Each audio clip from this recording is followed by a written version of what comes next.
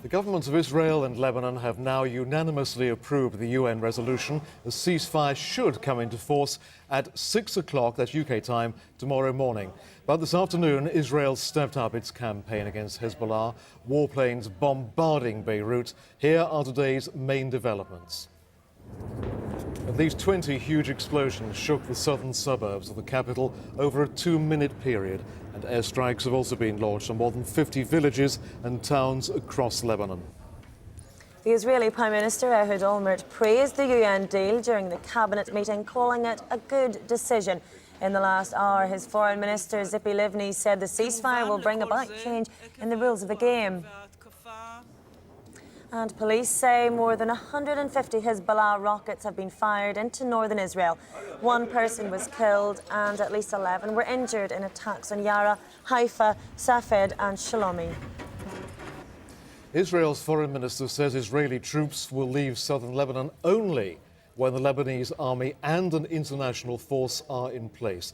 She's also called on the Lebanese army to move south immediately and says a ceasefire should lead to disarming of Hezbollah. She called again for the return of soldiers captured by Hezbollah on July the 12th. The cabinet meeting lasted 5 hours, but in the end, the UN resolution got the rubber stamp from Israel. 24 votes in favour, just 1 abstention.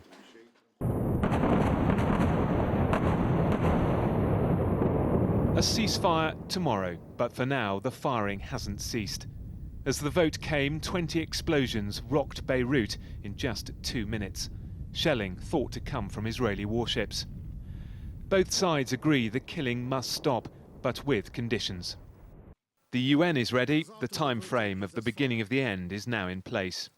Preferably, the fighting should stop now, to respect the spirit and intent of the Council decision, the object of which was to save civilian lives, to spare the pain, the suffering that the civilians on both sides are living through.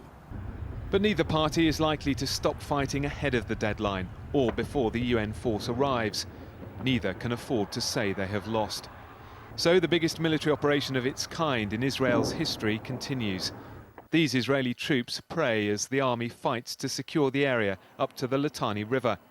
But despite their prayers, there are heavy losses.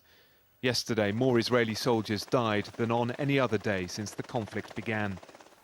In Lebanon, scores of Israeli airstrikes have killed more civilians. This area of Beirut now has more rubble than standing buildings. And in the port city of Tyre, a plume of smoke follows yet another pounding by Israeli jets. Lebanon's Prime Minister has called the UN plan a triumph for Lebanese diplomacy.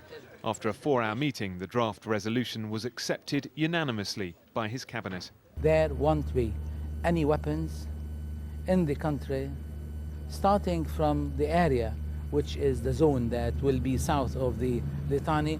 There won't be any weapons other than the weapons of the central government. It's a brave promise, and clues to just how frail any ceasefire would be came from the Hezbollah leader. Sheikh Hassan Nasrallah said a ceasefire would be respected, but Hezbollah would not give up its right to fight as long as Israeli troops remained in South Lebanon. It's more than 4 weeks since these 2 Israeli soldiers were kidnapped by Hezbollah. There are reports Israel may be willing to consider a prisoner exchange.